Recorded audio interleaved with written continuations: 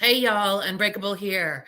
As I told you recently, it's time to get back to scheduling interviews. So we've got an excellent interview today. And what I want to comment on this interview is this is one of our unbreakable men who has mustered up the strength to come here and share his story with us. So we're going to welcome him. Hello, sir. Hi, Unbreakable. Hey. So do you want to introduce yourself? Yeah, my name's Joey, uh, from Ohio, 45 years old. Been dealing with narcissistic basically my whole life. Mm-hmm. So, grew up, I'm the oldest of three, uh, all boys. And in my family, there wasn't a whole lot of love and understanding, room to talk about what you're going through. Mm-hmm. And that kind of started me on the path of my story from there. Mm-hmm. Can I ask you a question, Joey? Yes, Being one of three boys, and then of course coming from the generation that you come from, were you raised in that stereotypic mentality of you need to man up and men don't have emotions and men don't cry? Was that embedded in you as well? definitely. And there was a lot of we don't talk about what goes on here. What happens in the house stays in the house, and we deal with it there. That definitely uh, played a part in a lot of this. I felt like I didn't have a voice for a long time, Right. and to discover that I do, that I am able to talk about this has been quite freeing. And I'm glad for this community for that, especially. We're glad you're here.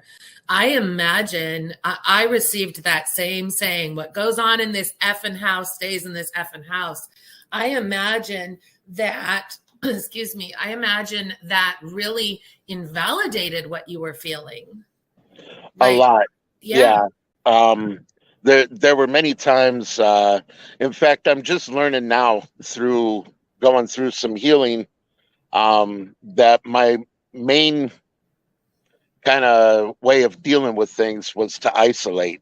And I am back with my parents. I'm helping them out through a hard time now, and they're helping me out through a hard time, trying to get some, healing going on between us. But I do find myself back in that same room, isolating a lot, just, feeling like I don't have that voice. So it's been good to have some of these groups, and I also go through AA, and some counseling and therapy groups that have been great in giving me that voice and that platform to talk about these things. Yeah. So I bet. Well, where would you like to start? What are you comfortable with sharing? Do we want to discuss any childhood traumas this is, as you and I discussed before we came on, this is all you, whatever you're comfortable with. Well, from the beginning, I was the oldest. I was born. My dad was a uniform salesman, delivery man, and also a traveling musician before I was born. My mom, she worked at the same uniform company. There wasn't a lot of love at first. My dad really stressed upon it that for years that I was the reason he couldn't travel anymore. And there was a very lack of the I love yous, the little things that a child needs growing up. In the later years, he's definitely come around. He's had some health problems, I think, that have opened up his eyes. And he does tell me he loves me. And one of the ways we do bond now is through music. I look forward to the days I can play with him. He's currently in the hospital, healing from a surgery, and waiting for him to get back so we can get back to making some music and, continuing our relationship. My mom, she always had to kind of be the strong one because my dad was gone a lot. Once he stopped the traveling music, he went on to become a traveling salesman. So it was my mom going to school, raising three boys. Wow. While she was in school, she was actually pregnant with my youngest brother. He's 10 years younger than me. So she had a lot on her plate. Mm-hmm. And neither of them were really raised from the perspective of the open, loving, talking about things family. Yeah. So I got to realize they did the best that they knew how to do with what they've been through. Mm-hmm. That did set me up, though, through a couple failed marriages. The first one, I came out of high school, took a year off, went down to college, met a girl. We decided we were going to get married, so I joined the Marines. And she came down and joined me down there. I didn't really know how to deal with things through talking, through communication. Yeah. And it definitely led to us kind of fracturing. And that marriage only lasted about 3 years. I did carry some toxicity into that marriage. And since then, actually, her and I have been talking this past year over my healing process and have become good friends again. And I'm thankful for that. We've been able to repair some of the damage that was done. Yeah. When that marriage failed, I went straight into the marriage with my kid's mother. And we were together. We didn't get married right away, but we started the relationship. And within, I would say, about 6 months, she was pregnant with our first. When I left North Carolina out of the Marines, I moved up to Euclid, Ohio, where she lived. And almost immediately, things changed. When I first met her, it was, the phone calls, the love bombing, the gifts in the mail, everything. Once I got up there, that completely changed. It was just like I was almost a nuisance. Thank goodness for her mother that was like, hey, he's a good guy. Keep him around. You guys are having a child. And we managed to, fix some things there for a while. And now that I look back, I see there's a lot of trauma that she's been through that would definitely, it's been untreated as well. That would be a cause for some of this. But once we got pregnant with our first, she wound up losing her mother through suicide the day of our baby shower. Wow. And that was a very traumatic experience. I don't think she ever fully recovered from that. Her mom was her hero. It's why she went into nursing. And we held together the best we could. Within another 2 years, we had another kid, my youngest son. And then 4 years after that, we had my daughter. During that time, we went through a lot of, I thought there was something wrong with me for the longest time. Definitely in and out of therapists, in and out of psychiatrists, constantly looking for something I could do to please her. And it just didn't work. Eventually, we sat down and we're like, we're going to move. And we moved down to where I was born, Canton, Ohio. And we lived there for a while. And that first year, it did get a little better. I had people around me. I didn't realize during the time all this was going on that I was being isolated from the people I needed. Yep. But then after that first year, yeah, anybody that kind of gave me any sense that I was worth anything, I was being cut off from. And that went from jobs to family to I've lost a brother over this, friendships. I was always a stay-at-home dad during that time. She worked as an RN, was making good money. I was always at the school with the kids doing the room parent thing, room dad, on the field trips, doing all the things.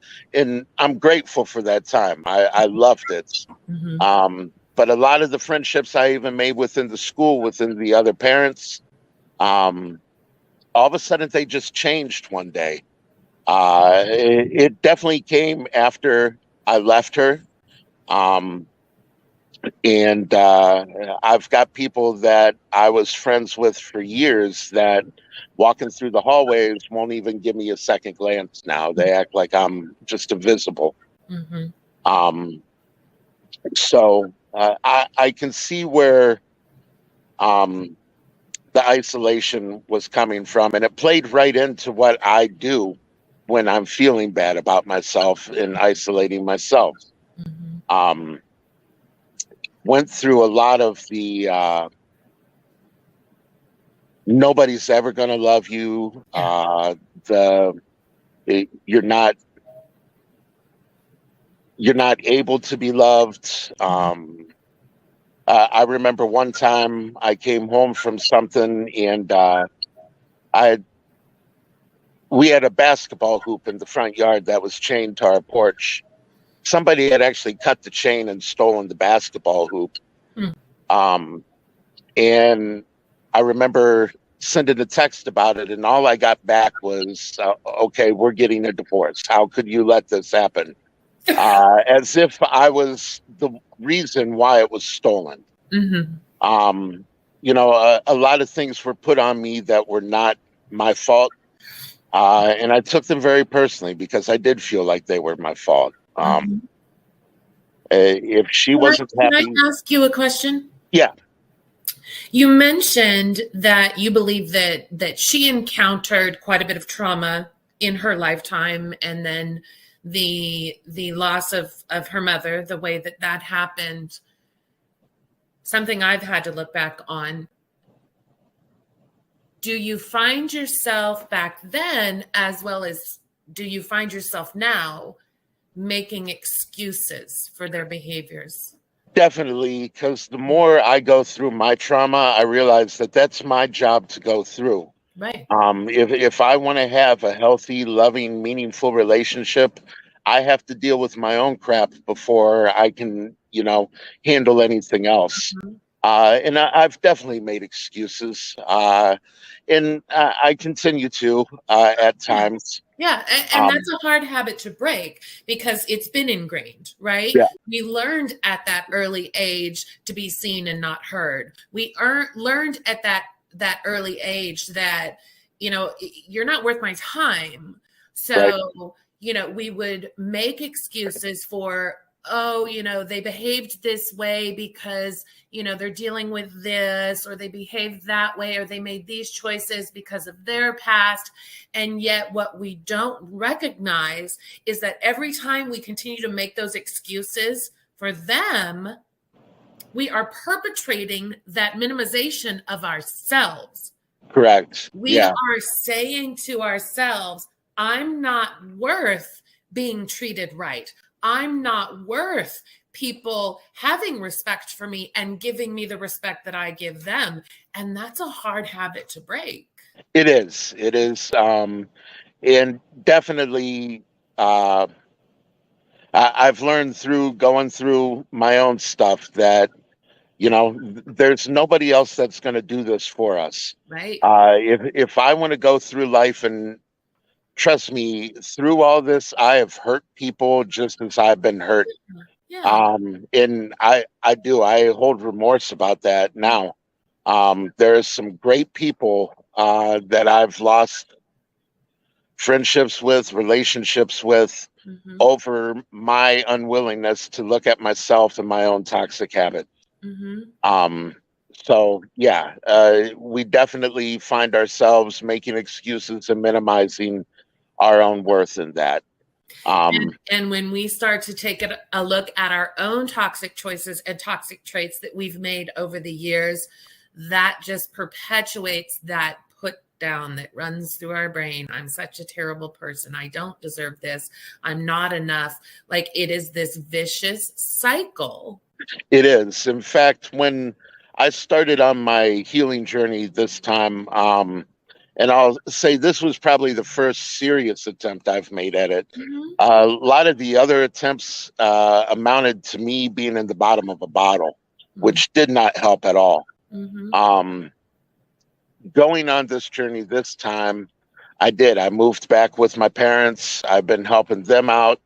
One of the things she always said is, you'll be alone, unloved, living in your parents' basement.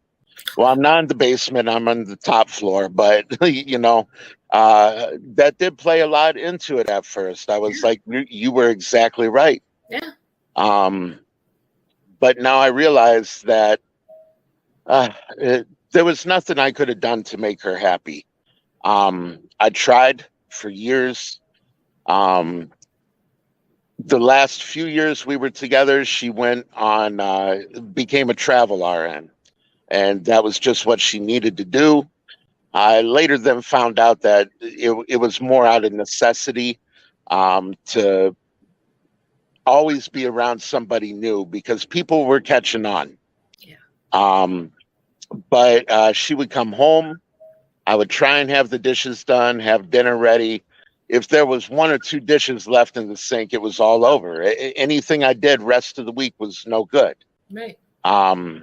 If the kids had missed something, I didn't have a license. I was left those last couple years without a bank card. Wow. I was removed from the insurance, so I didn't have my health insurance.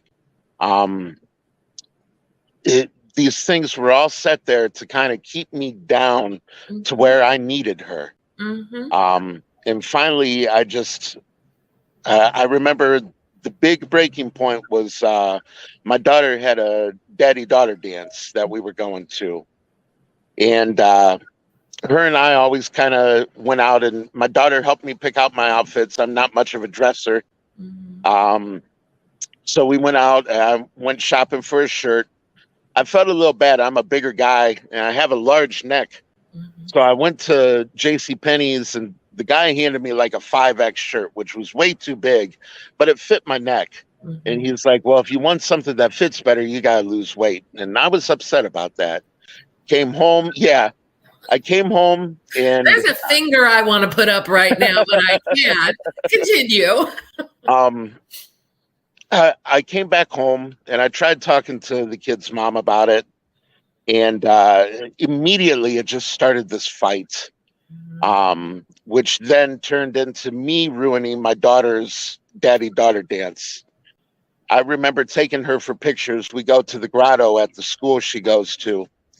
And her and I both are literally in tears, having to pull it back together. And by the end of the night, we were dancing and we were having a good time. But I just couldn't put my kids through it anymore at that point. I saw the damage that was being done because I wanted to try and fix this to my own children. And I knew right then I had to leave. Yeah. After the leaving, I've had very little contact with my kids. And it's sad, but I know they know that I love them. It also happened right around quarantine time. And that isolation did. I turned to alcohol pretty heavily over. The kid's mom had accepted a job to work for 3 months up in the Hamptons in New York. Was supposed to come home on her weekends off and see the kids. Didn't come home once in the 3 months. So my kids were left on their own. I had a place at the time. They weren't allowed to come and stay with me. They were told they had to come stay with my parents. And there was just this whole fracturing of the family that I did. I turned to alcohol, and it definitely didn't help the situation at all. I'm realizing now that a lot of that was, I'm starting to get that intuition back when I know, like, I need to get out of here. Something's not right. Yeah. And a lot of that was just trying to numb that, because it would have been telling me the whole time, get the kids, get out of here, run. You're not safe. And we weren't. My daughter went through some problems with her image and her mental health there for a while. My sons, they did the typical guy stuff and bottled it up and got it down. And but luckily, my oldest, he's in the Navy now. He's seeking therapy. You know, the family's definitely working their own issues out, even though we're not a complete unit now. So I'm grateful for that. You know, and I've said it before, and I will say it again, the more that we continue to focus on our healing, our children learn from that. And while every situation is different, and maybe the children won't come back in one situation, in other situations they will, but as long as we keep the focus on us and focusing on that healing and recovering and repairing our own toxic traits, you know, rewriting that code, I say it all the time, the children will pick up on that. They'll hear about it. Yeah. You may not have the relationship right now that you want, but they're going to hear about it. And when they realize, for so many people who aren't with their children or whose children have turned their backs on them, when they hear about it, they'll start to realize, okay, this is not the same person that they were back then. This is someone I can be safe with. This is someone I can trust. This is someone I can talk to and count on. So don't ever lose hope on that. Okay. Keep focusing on you. Keep focusing on you. And I want to reiterate to anybody who's watching that just because one parent has the child, that doesn't mean that's the healthy parent. Right? Right. I can't tell you how many stories I have heard of victims and survivors having to get out and leave their children behind, unfortunately. And I will never pass judgment on anyone in regards to that, because, you know, when it comes down to literally life and death, not just physical, but mental and emotional, when it comes down to life and death, we have to fight to survive, right? They even tell us when we're on airplanes with little children, put your mask on first, right? Yep. But we carry guilt, don't we? I do. I absolutely do. And that followed me into my next relationship. And on top of that, the constant, if I wanted any contact with my kids, it had to go through their mother. It led to a lot of problems in my next relationship, to where both of them just happened to be named Jen too. So it was a little confusing at times. I wasn't the man I should have been to this woman who, it was my first ever relationship with somebody who was healthy, that knew how to love, that knew what needed to be done. And my brain just freaked out. I didn't know how to handle it. I didn't know how to open up. I didn't trust, even though here is this person I should have trusted.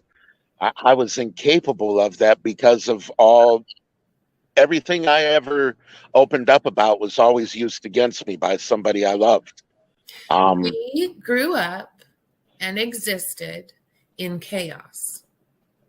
So chaos became what we were accustomed to. Yeah. So anything that was not chaos feels like a setup. It feels like, okay, when is the other shoe going to drop? How can I trust this person? That they've got to be lying to me. Like, right. Because all we're programmed for, or have been programmed for up until this point, is chaos. Right. Right? Yeah. And honestly, the loss of that relationship was what pushed me into, I've got to heal, because I honestly, I hurt this poor girl. I did. And I never meant to. Once I looked back on it, I was like, how was I even capable of doing that? And it was, I was reacting. I wasn't acting out of love. I was reacting out of my traumas. I was reacting from my triggers. Oh, say that again. Say that again. I was reacting out of trauma. I was reacting to my triggers. I wasn't acting out of love. So, Joey, that is powerful. That is a powerful statement. And I hope everyone is hearing that. That is so powerful. Until we start the healing journey, until we start focusing on ourselves, we're not going to recognize that that's how we're reacting.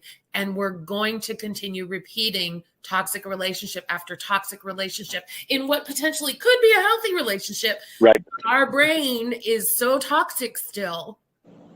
Oh, Joey, that is powerful. That's powerful. Yeah. And I knew something needed to be done. I was not happy. I was living in a constant state of fear. Yeah. I still find myself slipping into that at times just because I am, the voices I hear telling me I'm not good enough, they're not mine. They're hers. They're up here. And it's her words. It's her thoughts. And the more I surround myself with people that do love me, I'm finding out that I'm not those things. Yeah. I was living in somebody else's ideal of what they thought I should be, not who I was. So. I would like to, if you're comfortable, and as we discussed, if you're not comfortable, you just tell me, Unbreakable, I'm not comfortable. I would like to talk about addiction. We don't need to get into any specifics. What I can confirm is that Joey is clean and sober right now. So that's all that matters to me. I did a live this morning talking about maladaptive coping skills. And I decided a couple of days ago that I'm going to try to get healthy. So I've been going to the gym every day. I was driving home from the gym today, and I've recognized that one of my toxic traits and one of my maladaptive coping skills is emotional eating. And it got me to thinking that, and tell me, please, I'm asking for your input here. It got me to thinking that, eating is an addiction like any other addiction, right? Yeah. And what I'm realizing is that I will starve myself, then overeat, then eat junk, because there's still that embedded thought that I don't deserve to be healthy. Definitely. And for me, there was a lot of that thinking going on. Yeah. Not to mention, coming out of these relationships, we're used to that. We're up here. Yeah. Now we're down here. That serotonin in our brain, we get addicted to those highs, the ups and the downs. Yeah. And without them, everything feels boring or just dead.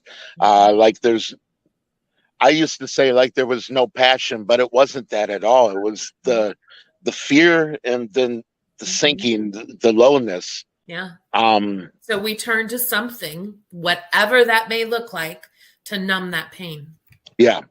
And anything that can just bring us back to where we feel alive again, that we're not, under that black cloud all the time. And that was definitely something I've struggled with for a while now. And I've definitely learned there's people out there and groups that can help me. I'm part of AA.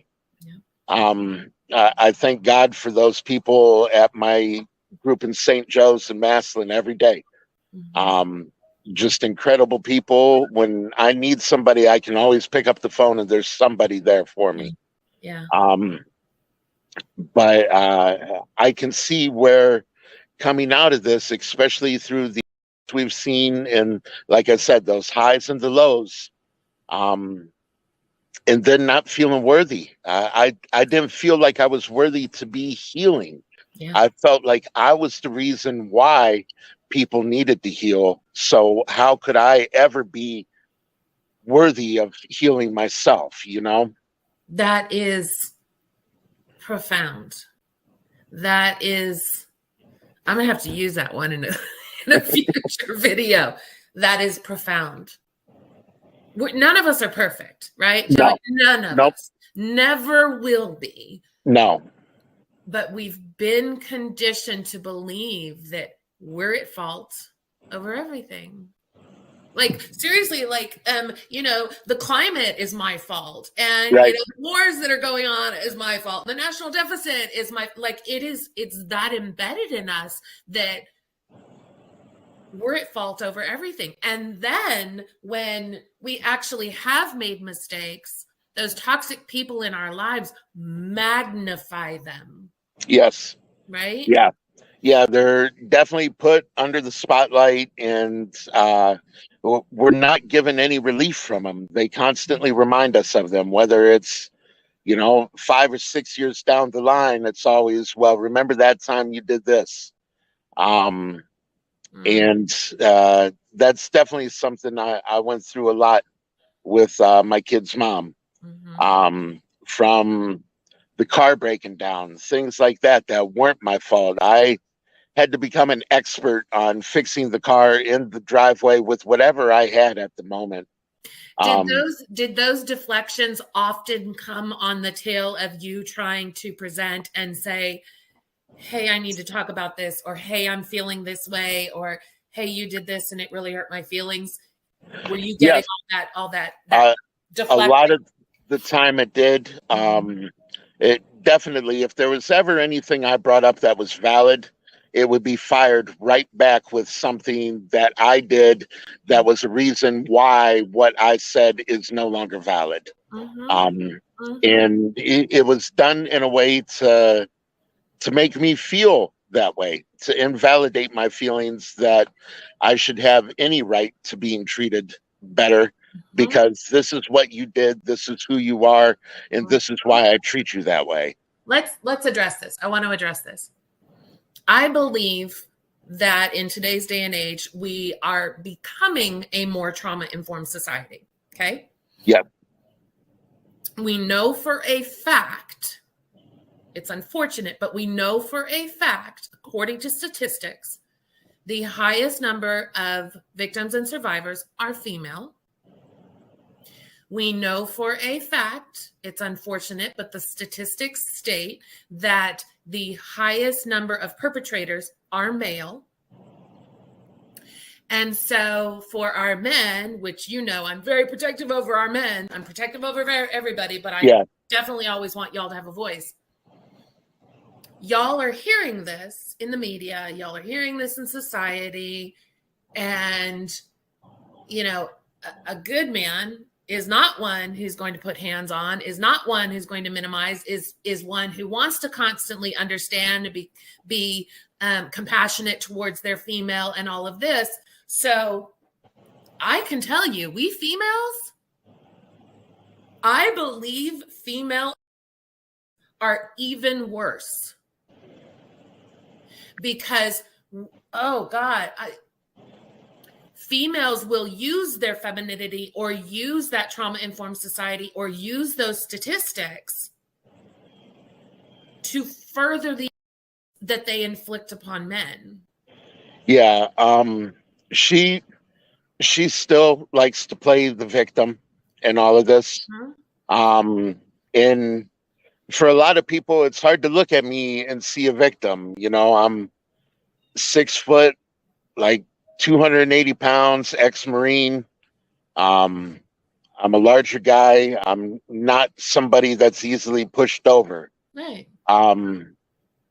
I can't say the only time, and this comes from my time in the Marines and everything, the only time I've ever feared for my life is from my kid's mom. And still to this day, I have a hard time believing anything she says, because it's always come back to bite me. And that's a hard one. Somebody I was with her over 20 some years.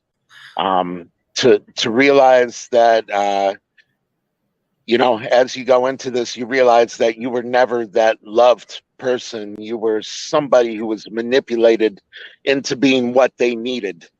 That was such a tough realization to come to, and go like, this person it took a lot of hard truths for me to get there. I went to marriage counseling where I was the only one who showed up for like 3 months. And finally, the therapist was like, you have to seriously consider divorce because it's not going to work with just you.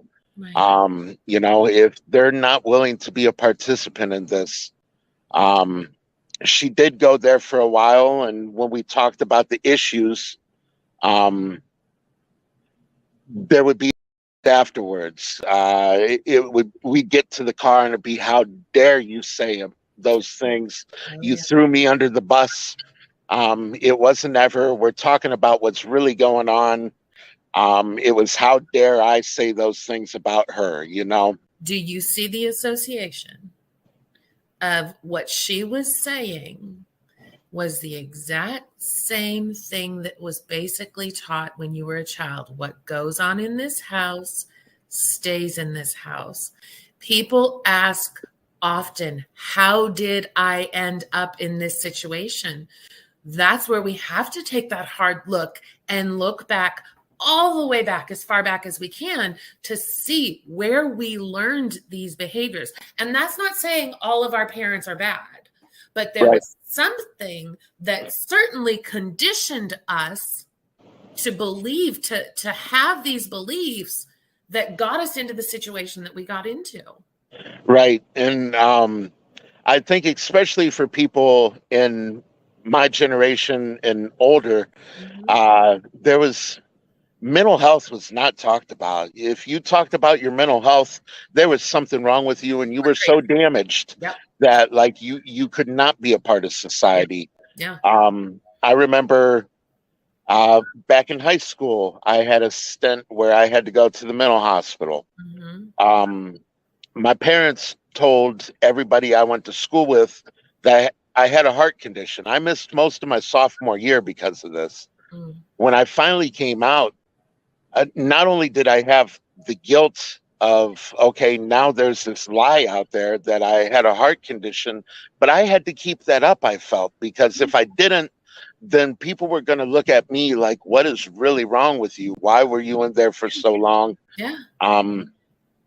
And it honestly boiled down to the fact that I was not in a great environment for me.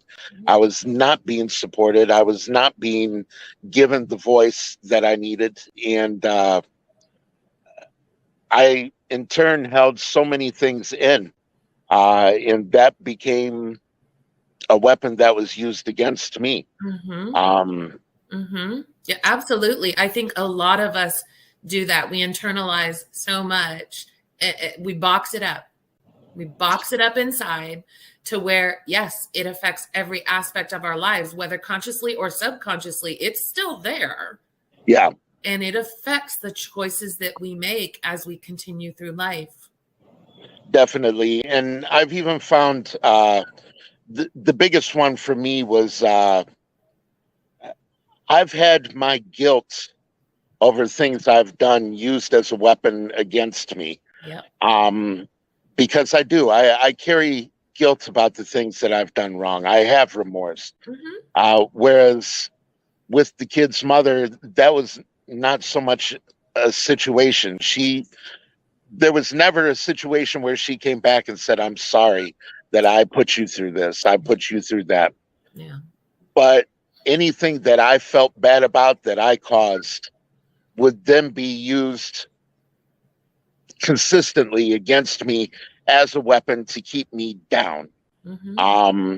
And we have to learn to forgive ourselves. That's been a huge thing for me. Trying to learn that and be able to move on and say, okay, I made a mistake. I was wrong. I'm correcting it. This is no longer who I am. Yeah. Exactly. I would love for you to address, you mentioned that you are in therapy. How was it combating the stigma of a man going to therapy? How has that journey been? Honestly, I've been in therapy for quite a long time. I didn't go while I was in the Marines because that was frowned upon. Once I got out, I honestly look as at therapy as like a little half an hour to hour every week vacation I get to take and just get rid of everything I've been carrying. Yep. Yes. Yes. It's something that I think we all could benefit from. There's nothing wrong with it. We all have things that we're carrying that we don't need to be carrying. We all have things that we don't know how to deal with that we could benefit from getting out into the open. And so as far as the stigma, I try not to let that affect me, because I believe it's something we all can benefit from. If we're going, you don't tell somebody who's sick going to the doctor that they should be embarrassed that they're going to get treatment. Right. And that's exactly what we're doing. Right. We're not right. We're sick, whether it's in our thinking or in our physical health, or sometimes even spiritual health. If we're going to somebody to talk about these things, there should be no stigma. We should not hold it against anybody for trying to better themselves. Right. So right. Talk to me, because you and I have been talking for some time behind the scenes.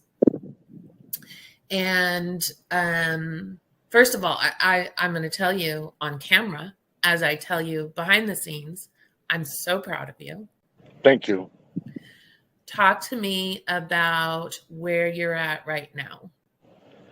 I still struggle with the hardest part, I believe, is trying to find that love for myself and set those boundaries, because anytime I do, they feel so wrong. They feel like I'm doing something, like I'm an a-hole, you know, like, right. Oh my God, how could I have told this person I can't do this for them? But I'm realizing now that, well, you can't pour from an empty cup. Right. And my cup has been empty for a long time, and I keep pouring for others. And there's got to come a time, especially when there's no reciprocation to it. If it's always take from somebody, and I'm always given, that there has to be a time where I say, you know what? I can still love you, but I got to detach, and I got to love you from back here and let you be yourself. Because without that, I'm going to run myself into the ground. And when it comes time to take care of myself, I have nothing left to give to me. And if I can't take care of myself, like you said with the kids, if we take care of ourselves, other things fall in place. If I can't take care of myself, I can't be there for anybody else. Right, right. When this drops, I want you to promise me that you're going to watch it. I will. Because, Joey, you are so much further than you give yourself credit for. And I think a lot of us don't realize, how much further we are. We still think we're broken, we're damaged, we're no good, we're useless, we're not enough. And going back and watching ourselves, that's why I love lives. I love doing the videos. I love doing my lives, because I can go back as well, and I can see my progress, and I can say, you know what, Unbreakable? Look at where you were just 6 months ago. Right. Cut yourself some slack. Give yourself some grace. I want to make sure that you see this, because you have said some things, Joey, especially coming from a manly man. You have said some things that are so profound and so spot on. And I'm telling you, millions of people need to hear exactly what you've said. I am so, so proud of you. Thank you. So, final words to anyone who's watching. What advice would you give? Take the time to get to know yourself. Find what sparks your fire. Ooh. Give yourself grace. Yeah. And if nobody else has told you today, I love you. I love it. I love it. That's beautiful. Joey, thank you so much for coming and sharing with me. And I am super excited to continue watching your journey. And if no one has told you today, You're doing amazing. Thank you. Okay. Super proud of you. I'm going to put you backstage. I want you to hold tight right there until Okay. I come off air. All right. All right. All right. Y'all.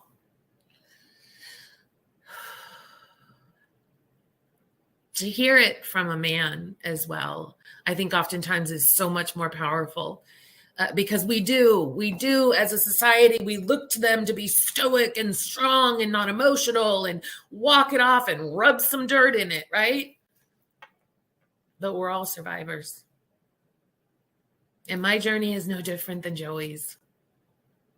We're all fighting for the same thing. We are all fighting to heal. We are all fighting to love ourselves. We are all fighting to give ourselves that grace. If you're ready to dive deep into your healing, I recommend you check out our subscription community. The link is here in the comments. If you're ready to share your story, go out to the website to our content submission form, and please reach out to me. I do read all messages sent. Y'all go be unbreakable.